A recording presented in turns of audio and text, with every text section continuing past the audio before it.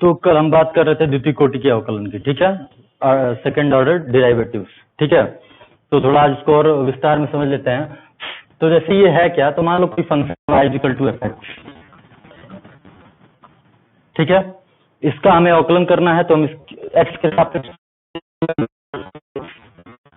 जो भी फलन होता है एक्स के सापेक्ष अवकलन, ये हो जाता है। ये प्रथम कोटि का फर्स्ट ऑर्डर डिफरेंशिएशन है, ठीक ना। ये क्या है, फर्स्ट ऑर्डर डिफरेंशिएशन है। इसके बाद एक बार और जब ये जो आंसर आया है फर्स्ट ऑर्डर का डिफरेंशिएशन करने के बाद जो भी फंक्शन आया है उसका जब एक बार और डिफरेंशिएशन कर दोगे तो तुम्हारे पास आ जाएगा सेकंड ऑर्डर डिफरेंशिएशन। यही आपसे पूछा भी जाएगा। तो उसको लिखते हैं, पढ़ते क्या है, d2y by D x square, d2y but D x square. अगर थर्ड ऑर्डर का डिफरेंशिएशन रहेगा तो d3y बटे डी एक्स क्यूब, ठीक ना। ऐसे d4y बटे डी एक्स की पावर 4, ठीक है, बराबर एक बार और इसको कर देंगे तो d बाई डी एक्स, तो पहले हुआ है d by D x of x. तो जो भी तुम्हारा फंक्शन का अवकलन किया उसका एक बार क्या करना पड़ेगा, अवकलन करना पड़ेगा, ठीक है। यही होता है सेकंड ऑर्डर डेरिवेटिव्स चाहे सेकंड ऑर्डर डिफरेंशिएशन। एक बार डिफरेंशिएशन करेंगे, फिर जो आया है उसका एक बार और डिफरेंशिएशन कर देंगे, यही हो जाएगा d2y by D x square. आपने इसका प्रयोग कई जगह देखा होगा, जैसे बता रहे हैं, तुम लोगों ने फिजिक्स पढ़ा होगा, ठीक है। फिजिक्स में पढ़ा होगा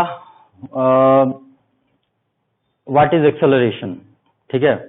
तो एक्सेलरेशन में तुमने पढ़ा होगा acceleration is the rate of change of velocity, ठीक ना। तो आपने लिखा होगा डी बाई डी टी, ठीक। और आप फिर जानते हैं कि वेलोसिटी क्या होता है, rate of change of displacement, ठीक ना। मतलब क्या, डी टी। तो हम v को रिप्लेस कर देते हैं D x by D T से, तो a इज इक्वल टू हो जाएगा d बाई डी टी, क्या हो जाएगा, v की जगह हम क्या रख देते हैं D x by D T, तो a इज इक्वल टू हो जाएगा d2x बटे डी टी स्क्वायर। मतलब अगर आपको एक्सेलरेशन निकालना है तो जो भी डिस्प्लेसमेंट है उसका आप कितनी बार डिफरेंशिएशन कर देंगे, 2 बार। अगर एक बार करेंगे तो क्या निकल के आएगा, वेलोसिटी, ठीक ना। समझ में आई बात, ये पढ़ा होगा तुम लोगों ने क्लास 11th में, शायद पढ़ा होगा तुम लोगों ने, पढ़ा होगा सिंपल मोशन, ठीक, चाहे मोशन इन स्ट्रेट लाइन, एक सीधी सरल रेखा में गति के दौरान, ये आपने पढ़ा होगा, ठीक है। और भी बहुत सारे क्वेश्चन और भी बहुत सारे आ जाते हैं, लेकिन वो अच्छा ठीक है, वो इंटीग्रेशन में भी आता है, ठीक है। समझ में आई बात, ठीक। अब एक हम थोड़ा प्रूव करते हैं, क्वेश्चन देख लेते हैं इन सब इस पे बेस्ड।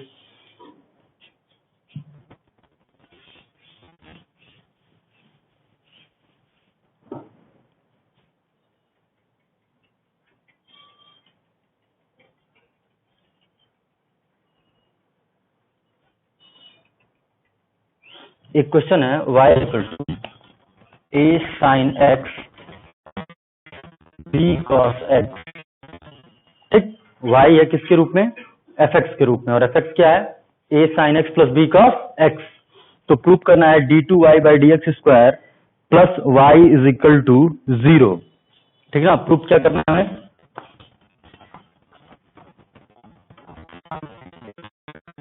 ये गिवन है और ये टू प्रूव, ठीक है। हम इसको प्रूव करेंगे। देखो यहाँ d2y by D x square लिखा है, मतलब जो भी फंक्शन है उसका हमें कितनी बार डिफरेंशिएशन करना पड़ेगा, 2 बार। चलिए देखते हैं।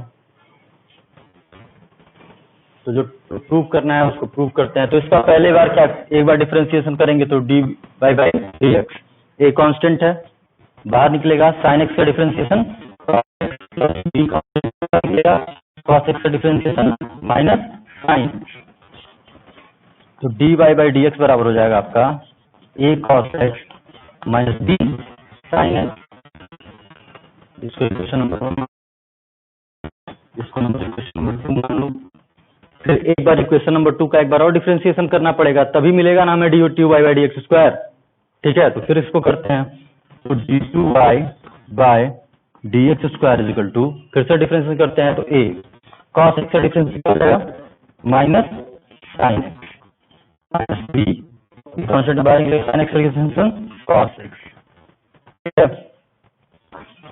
चलिए d2y by D x square, यहाँ से माइनस कॉमन ले लीजिए, ठीक है, तो क्या बचेगा a sin x plus b cos x। क्या ये y है? इक्वेशन नंबर 1 में देखिए एक sin x plus b cos x क्या है? y, तो हम इसको रख देते हैं। अब माइनस y इधर आएगा तो प्लस y,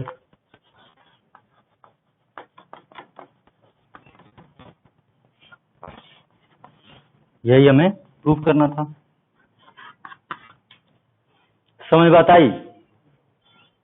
तो कुछ नहीं है इसमें, आपको d2y by D x square निकालना है, तो एक बार फिर दूसरी बार डिफ्रेंसिएशन कर देंगे, d2y by D x square निकल जाएगा, ठीक है। तो इसमें कोई बहुत दिमाग नहीं लगाना है। तो अब यहीं तक आपका डिफ्रेंसिएशन दिया गया है आपके किताब में, ठीक है। तो अब आपको जितने तरीके बताए गए हैं, ठीक है, सबसे पहले जो तरीका बताया गया था वो तरीका था टी मान के, ठीक है, कि अगर फंक्शन के अंदर फंक्शन हो तो हम कैसे टी मानकर डिफ्रेंसिएशन करते हैं। फिर लॉग बताया गया था कि differentiation of function with help of log, ठीक है। तो हमने लॉग की सहायता से फलन का अवकलन किया था। लॉग में हमने 3 चीजें देखी थी, एक जब फलन के घात फलन हो, एक फलन के घात फलन प्लस फलन के घात फलन हो, ठीक है, प्लस या माइनस, तो हम एक को यू मानते थे और एक को वी, दोनों को लॉग द्वारा हल कर देते थे। और एक था कर्णी के अंदर कुछ दिया हो या घात दिया हो, ठीक ना, घात बहुत ज्यादा हो उसका गुणा किया हो, जैसे कि x धन 5 के घाते 3 इंटू x धन 2 के घाते 1 इंटू x धन 4 के घाते ऐसे हो, ठीक ना, तो ऐसे में भी हम क्या लेते थे? लॉग। उसके बाद हमने पैरामीट्रिक देखा था कि x की वैल्यू दी हुई थी, y की वैल्यू दी हुई थी, मान लो x बराबर साइन थीटा, y बराबर साइन थीटा, और पूछा क्या था हमें? dy by D x. तो हमने दोनों फलनों का अवकलन कर दिया था, किसके रिस्पेक्ट में? थीटा के रिस्पेक्ट में। अब आपको वहां थीटा, टी, अल्फा कुछ भी दे सकता है, ठीक है। तो फिर हमने दोनों का भाग करके क्या निकाला था? dy by D x. एक तरीका ये था, और एक तरीका हमने प्रतिस्थापन द्वारा पढ़ा था जिसमें हमें ट्रिग्नोमेट्री के फार्मूले चाहिए थे, ठीक है, कि हमें पहचानना होता है कि कहाँ कौन सा फार्मूला लगेगा। जैसे 2x दे देगा tan इनवर्स 2x बटे 1 माइनस एक्स स्क्वायर, ठीक है, तो हमें वहां पहचानना है कि यहाँ अगर x बराबर tan थीटा रख दें तो ये tan 2 थीटा का फार्मूला निकल के आएगा, ठीक है। और एक आपका ये सेकंड ऑर्डर डेरिवेशन, ठीक। यहां तक आपके डिफरेंशिएशन में दिया गया है। अब आप लोगों से यही आशा करते हैं कि आप लोग पूरा क्वेश्चन एकदम लगा लेंगे, ठीक है। जो नहीं लगता है वो पूछेंगे आप, ठीक। इसके बाद जो चैप्टर पढ़ेंगे हम लोग उसमें कंटिन्यूटी पढ़ लेंगे, ठीक है। क्योंकि कंटिन्यूटी पहले था, हमको नहीं पता था कंटिन्यूटी पहले है, हमको लगा कंटिन्यूटी 11 में आप पढ़ लिए होंगे, ठीक है। पहले कंटिन्यूटी 11 में ही था, लेकिन चूंकि हमें 12 में दिया इसलिए हम कंटिन्यूटी 12 में भी पढ़ेंगे, ठीक है। तो कंटिन्यूटी इसके बाद पढ़ेंगे, और कंटिन्यूटी 1-2 दिन का है। उसको पढ़ने के बाद हम स्टार्ट करेंगे इंटीग्रेशन, समाकलन, ठीक है। समझेंगे समाकलन क्या होता है, कैसे होता है, और समाकलन के विधियां पढ़ेंगे, कितनी तरीकों से समाकलन किया जाता है, ठीक है। इतना पढ़ेंगे अभी धीरे धीरे करके। तो अब आपका काम ये है कि आपने अवकलन के सारे नियम जान लिए हैं, ठीक है। कैसे होंगे, फलन को देख के आप पहचान लेंगे कि किस फलन का किस तरीके से अवकलन किया जाएगा। तो आपके बुक्स में ढेर सारे क्वेश्चन होंगे तो उन्हें आप लगाएंगे, ठीक है। जितना प्रैक्टिस करोगे तुम्हारा अवकलन उतना ही मजबूत होगा, ठीक है। और अवकलन का उपयोग यही नहीं, आगे कहीं भी पूरे कैलकुलस में अवकलन उपयोग होगा, ठीक है। तुम फिजिक्स पढ़ते होगे वहां भी अवकलन समाकलन का उपयोग होता है, ठीक है। बहुत सारे फार्मूलों को प्रूव करने में, जैसे तुमने शुरू से पढ़ा होगा, चाहे पोटेंशियल का फार्मूला पढ़ा हो, चाहे इलेक्ट्रिक फील्ड का फार्मूला निकालना हो, इंटेंसिटी का फार्मूला निकालना हो, आगे चल के मैग्नेटिज्म में पढ़ोगे तो मैग्नेटिज्म में जितने फार्मूले प्रूव करने होंगे वो सारे ही इसके बेसिस पे ही किए जाएंगे, ठीक है। ये लगेगा या इंटीग्रेशन लगेगा, ठीक। तो आप जानिए कैसे फलनों का अवकलन किया जाएगा, फिर समाकलन भी जानेंगे। जहां कहीं दिक्कत हो आप पूछ लेंगे, ठीक, जहां नहीं समझ में आएगा। तो आज की क्लास यहीं खत्म करते हैं।